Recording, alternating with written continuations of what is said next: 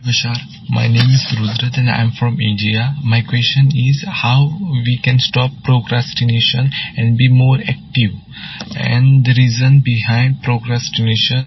If it's truly procrastination and not just simply gauging a correct timing, then it's the result of fear. A belief that says that if you move forward, something bad will happen.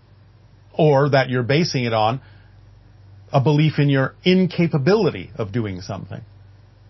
That's procrastination, because in your language, procrastination is already the negative.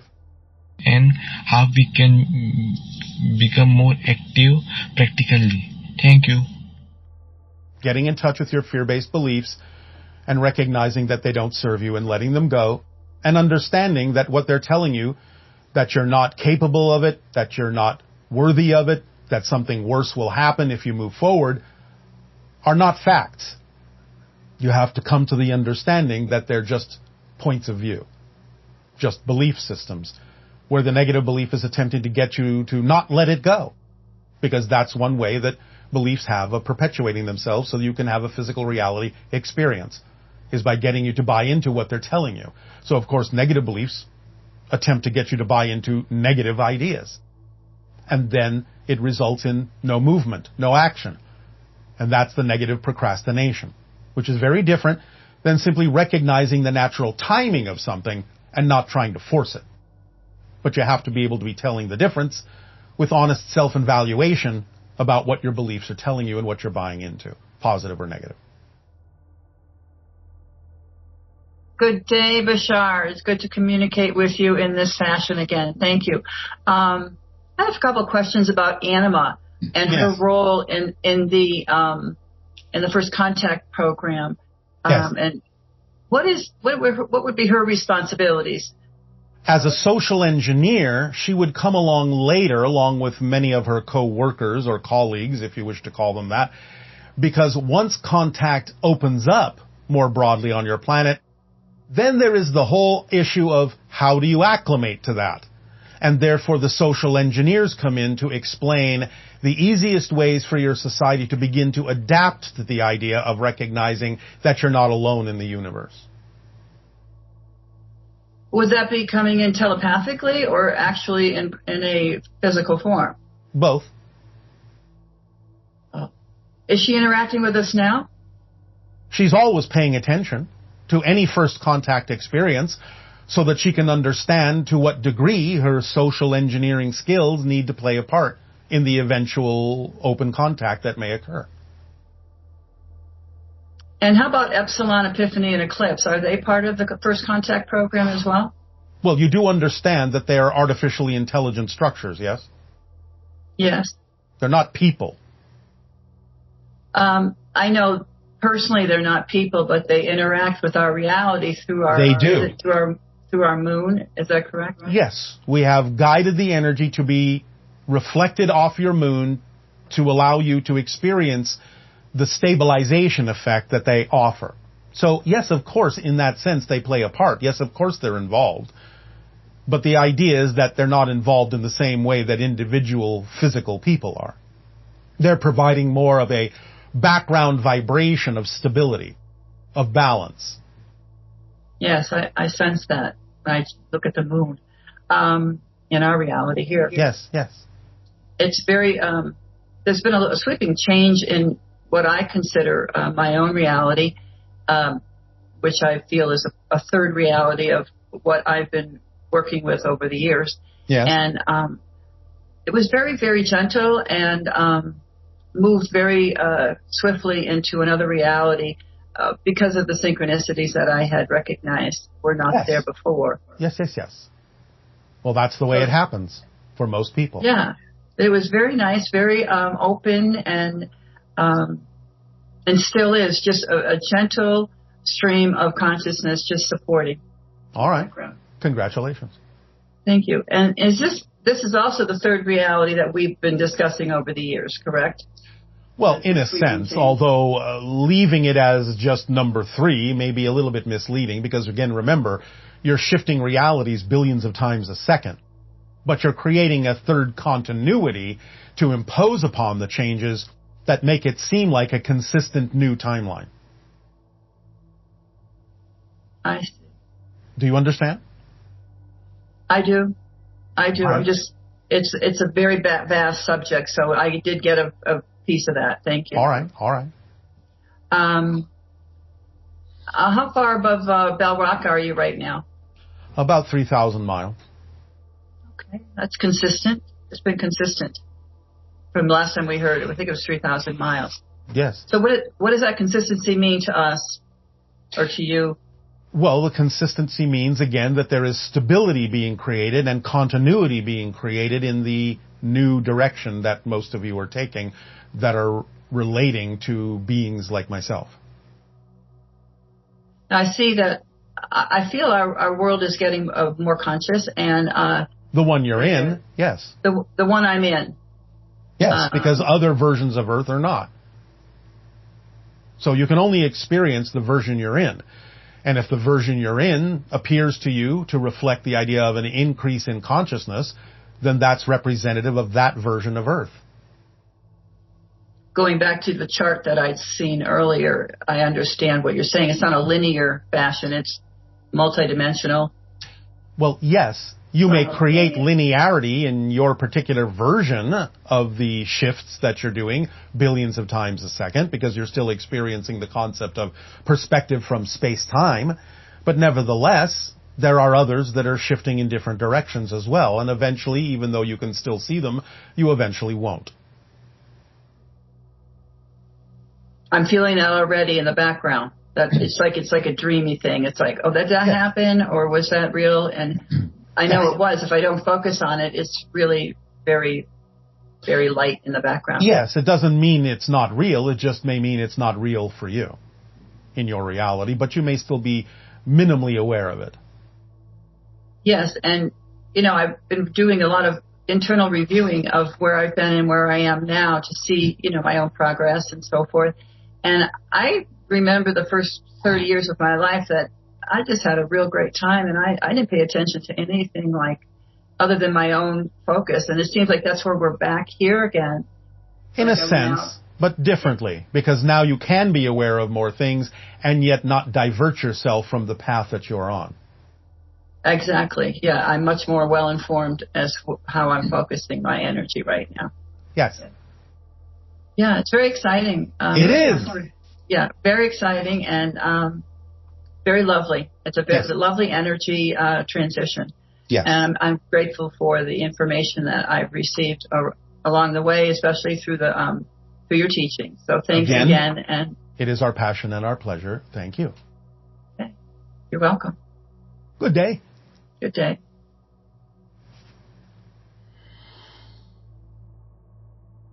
Hi, Bashar. This is Santine from the Netherlands.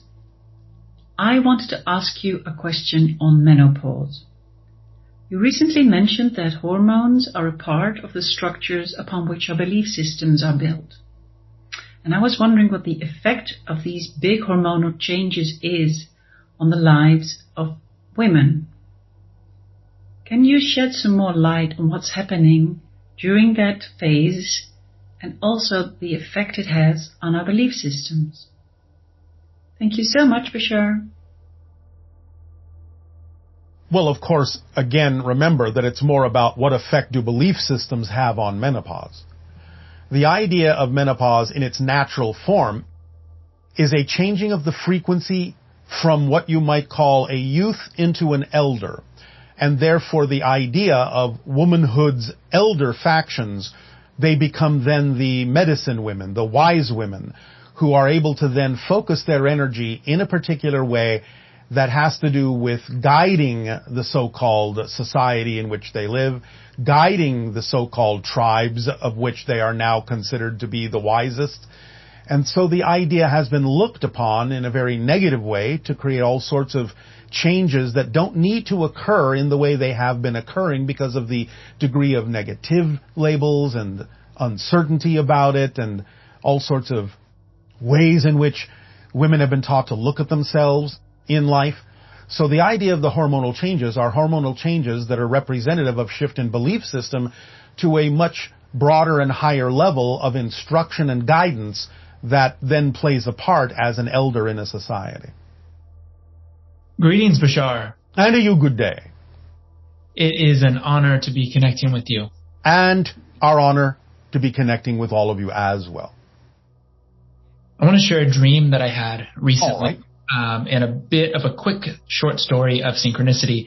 I was just 2 nights ago, I woke up from a dream, and in the dream I was exploring some series of underground caves and caverns, and we were searching for a crystal skull. Yes. Found the skull in a box, a friend of mine in the dream, and the box seemed too small for the skull to fit in. And he opened the box once we retrieved it and we're above ground, and the skull came out, and I started having this deep emotional expression and love and joy, and I'm crying in the dream, and I just feel this connection with this skull. And I get down to the level of the skull to sync my eyes and skull with the skull and mirror it. Yes. I start to experience almost like my skull is a singing bowl being sung in a really intense vibrational connection. Yes. And I could see my eyes reflected in the eye sockets of the skull, and they were flashing red with the frequency of the moom, moom. And every time that frequency came around, the red flash in my eyes would flash until it became unified, and I kind of fell back with tons of energy going through my body, and I woke up. And I wanted to share that with you because when I shared it with a friend, I said, this would be really great to talk to Bashar about. And then I got an email, and the email said, hey, you want to talk to Bashar tomorrow? We have a opening for you. So it all felt very synchronistic. Well, it is. Everything is synchronicity. It's just a matter of whether you are aware of it or not. Right, right. So I was wondering, was that dream a connection, like a parallel life connection, or was that more of a grooming me to get used to certain frequencies? The second one. That's what I thought. Was the skull in my dream a representation of Pele? Yes. Okay, yeah, that's what I thought. Because it feels like I feel very excited to connect with that skull and possibly interact or be some sort of keeper or protector of that skull. It is a very deep, which was symbolized by the idea of the underground tunnels, deep earth vibration to the soul, in a sense, of the earth itself. Right. To the core of the earth itself, and therefore to your core. And so why did the skull choose to have this interaction with me specifically? Because you chose to have the interaction with it. To experience an aspect of my core? Yes, to allow yourself to begin to blend more of that deeper core energy and allow it to filter up into your more conscious, aware mind. So as to... In other words, to go from the core and explode into the surface like a volcano. Pele, yes? Right. So it was more for my own transformation than anything grooming me, maybe specifically for interactions with that skull physically. Well, that is not necessarily an impossibility, but nevertheless, you're the one doing this. Right. So you're using those symbols and those connections, those frequencies, in order to allow yourself to groom yourself for more interaction on different levels, both of the earth and interdimensionally. I see. Bringing things from the core to the surface. Got it. Creating new land, in a sense. Do you understand? Oh, interesting. Well, that's very synchronistic because we are actually looking at creating some, well, not land per se, but communities on land. So that was... Same thing. Yep. Because you're changing the vibration and therefore creating a new reality, a new space. Right. But it's coming from the deep core self.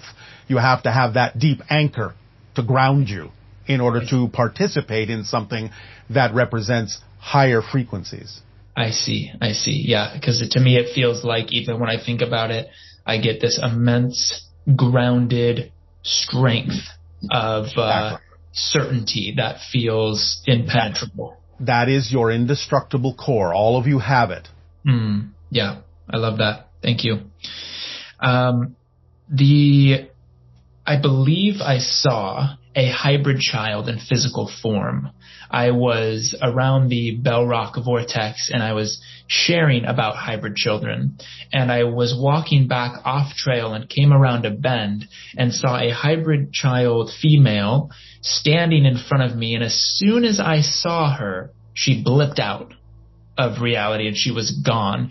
And I was wondering if this is a type of stage of contact that hybrids are playing with us in a sense to see if we can recognize them. Yes. All right, awesome. And can you confirm if that was Raven?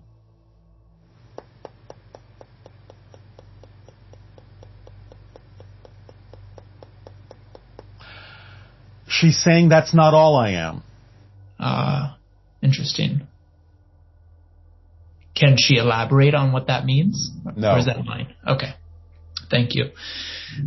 There's a term in the raw material of the Law of One, and the term is harvest. And I believe when you shared an experience, last question here. When you shared the experience of your collective going into a meditation for 3 days and emerging essentially in fourth density experience. Yes. With no sleep and food, this sort of thing. That is the Shakana experience. The Shakana experience, exactly. And so would you say that our becoming the sixth hybrid race, as Ra was talking, it said every 26,000 years there's like this cosmic clock, the precession of the equinox, where we have the opportunity to shift densities as a collective and have our own experience of a harvest in a sense? Yes, you are shifting. Now, of course, this won't necessarily be the choice that everyone makes because, again, you're splitting into different versions of Earth, so to speak. Right. And so in a sense, becoming the sixth hybrid race is can't really say a shortcut, but kind of like a shortcut to the harvest because we're blending with individuals and beings that are further gradations of density and in a sense allowing ourselves to get to the full transition of fourth density a lot quicker. Yes, if you match the frequencies that those kinds of beings, such as ourselves, are sharing with you, of course it will accelerate things because you are not getting in your own way by holding on to beliefs that don't work for the fourth density reality. I see. Okay, that makes a lot of sense. So remember, the idea of a harvest is also the idea of letting go of the chaff and just keeping the kernels. Got it. Chaff being the negative limiting beliefs. Yes. Awesome. Okay, last quick question, and I'll pass it on. Oh, the last question. Last. You've heard that so many times. Yes. There was a prophecy given in the 90s about Austin, Texas becoming one of the first, quote, golden cities that will create kind of a new model for community and interaction. Do you have anything you could share on this idea? At this time, no. Okay. Thank you, Bashar. Except, again, to remind you, there's no such thing as a prediction of the future. Absolutely. There is an sensing of the energy that exists at the moment the prediction is made. Once the prediction is known, you get to decide what direction to take that in. I see. Got it. Thank you. Thank you, Bashar. You are welcome. Hello, Bashar and Bashar team. This is Linda from Copenhagen, Denmark. I would like to ask about the Earthborn preparers. You gave them the name preparers in your previous transmission. The ones who have been hybridized in the womb and then born onto the planet and who work with, sensitizing humans to like the hybrid vibration and so forth. So can you elaborate more on them? Like how many are there? How do they work? How do people react when they encounter these preparers? How many are there in the different countries? Are they in every country? What is the age range? Are there any specific abilities? Are they more psychic? In another transmission, you agreed to call them the indigos. There was a lady who asked if it were the indigos, and you said that term could be sufficient to describe them. So if you can please just, go more into that, that would be lovely. Thank you. Love you. Bye. Generally speaking, right now, there are hundreds of thousands of preparers, perhaps even millions by now, as we read your collective energy. The idea, again, is that they give off a certain frequency, and they gravitate towards certain ideas and subjects that have to do with a more expansive view of the universe, a deeper connection to spirit, a clearer recognition of who and what they are, and not getting caught up so much in outdated ideas that no longer work. So the idea, again, is to recognize this has been happening now for a few decades, and that it will continue to grow and express itself in the versions of Earth that have chosen collectively to head in the direction, to navigate in the direction of open contact, until such time as the majority of the population of that version of Earth are hybridized to that frequency.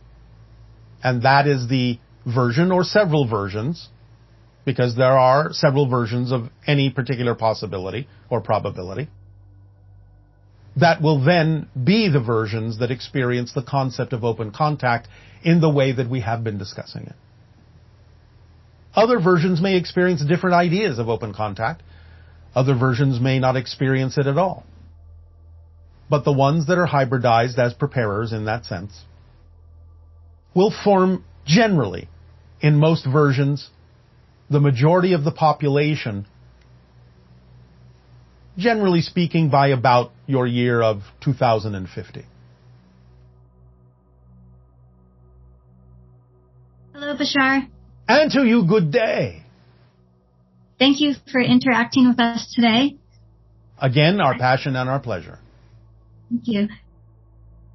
I feel like we're able to connect with our quote-unquote past lives. Like, I feel a strong connection to certain time periods, like specifically for me, the late 1800s and biblical times, the Exodus time. Feel very connected to that.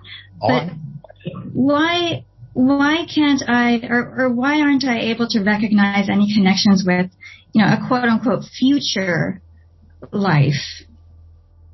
Well, you do. You may just not recognize them for what they are. Because again, the concept of the so-called future in most of your minds is very different than the concept of the so-called past. You consider the past to be more crystallized than the future. So the idea of your future being a little bit more open-ended to you allows it to seem a little bit more vague and not as easily recognizable, because you don't consider the future to be fixed, which it's not. But you do consider the past to be fixed in most cases. So in your mind, that's why it's easier to recognize the so-called past connections, quote unquote, as opposed to the so-called future connections, quote unquote. But you do have them. It's just that you usually see them as imagination. Mm-hmm. Is there something I can do to kind of help myself recognize those a little better? Follow the formula. Okay. Thank you so much. All right. You are welcome. Thank you. Love you very much. Bye. Our love to you as well. Good day.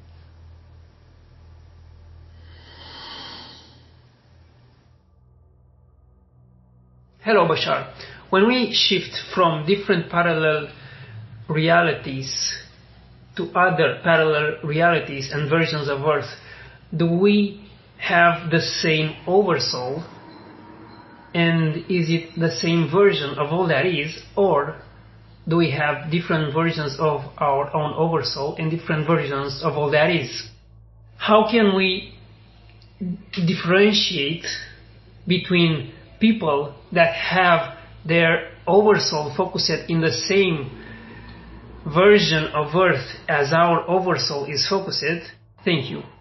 You would be able to tell by the difference in vibrational compatibility. Now, you have a little bit of a range in that. No one has to be absolutely identical to the way that you perceive wavelength or reality, but they may be close enough that you recognize vibrational compatibility. And that would tell you you're generally operating in a so-called shared reality, a shared version of Earth. But the idea is that in general, yes, different persons, different physical individuals have different higher minds and may have the idea of a different soul. They may have a similar oversoul, but they don't have to. It just depends on what it is that they're doing and why they made the choices that they made to experience what they chose to experience from the oversoul perspective. But generally speaking, an oversoul breaks into a soul, individual different souls, and each individual different soul creates a different higher mind for each personality because they're different. So each higher mind has to be matched in frequency to the idea of the personality or individual physical person that is experiencing the concept of physical reality. Hi, Bashar. And to you, good day. Over the past 2 years, one of the themes in my life has been moving around a lot, like physically moving. Yes. So I'm still feeling out where I want to settle down, if I settle down, but I feel like I haven't figured out the exact place I want to be yet. Well, you know that synchronicity will provide that if and when it becomes relevant for you. So in the meantime, keep gathering the energies of different places so that you will have familiarity with all the different vibrations you need to be familiar with that you can then include in any one single place that you might settle into. You're gathering. You're building. Right. I guess yes. Part of me is getting comfortable with that because there's part of me that wants to nest, and just be in one place, but I haven't been comfortable yet in one place. That's fine. So just keep following your passion. Again, it's like saying, I'm going to paint a painting, but I don't have all the colors yet. Right. Okay. Gotcha. You will know when you do. Yeah, that's very true. And it will feel natural to you. Yes.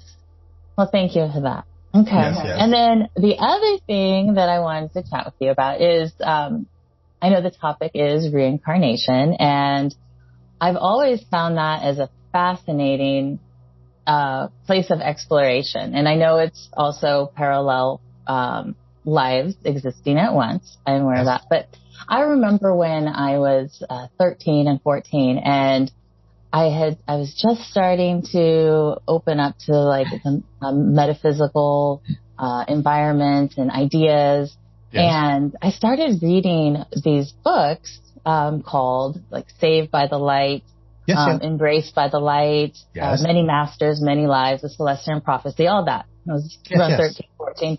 And I just remember connecting through the words of the people, like to what they saw, like when they were traveling down that tunnel of light between lives, and then they would come back. They would leave and they'd come back. And I remember feeling that presence and feeling that essence and how pure that life substance was behind the veil. And I remember always wanting to connect with that. And that in a way has been like an underlying theme in my life, connecting with that spirit presence, that essence. Mm-hmm. And you're doing that, except you're doing it from a physical perspective, so it appears to be happening a little bit more slowly. Yeah. But that's fine. Yeah. And I just remember like when I was young, well, not young, I'm, relative. When I was that young, 13 and 14, it felt really tangible. And I imagine the feelings and the interactions that you have with spirit, of course, change throughout your life. Yes, of course they do, because you're changing. And again, you need to gather other information. You'll experience it again, but you'll experience it differently after you gather what you need. Yeah. Yeah, I just wanted to share that with you with that. Thank you. And then I guess there's one more thing. The other thing that I felt really connected to parallel of other lives. Do you mean of versions that look like you or something else? Something else. Yes. Something else. So, your 11-11 meditation that you do with the mirror. Yes. And I would do that and I would see other aspects, other lives of me that were not human. And it was just so interesting to see those like come through. Yes. And I felt them assisting with this life at that time. And I remember so many shifts and changes. But that was one of the instances that, it really came through really strong. And I was thinking, I should do that again. I love that 11:11 meditation. All right. Then by all means, please do. So, anyhow, well, I really appreciate connecting with you. And you as well. And I was wondering, is there any messages that are coming through from Spirit or my ancestors right now for me? Pay attention to the waxing crescent moon and where you are at that moment. For a gateway opens and a communication can be had that you're not necessarily expecting right now. So pay attention to the waxing crescent moon. Perfect. Well, thank you so much, Bashar. You are so welcome. All right. Much love. And to you. Thank you. Unconditionally. Thank you.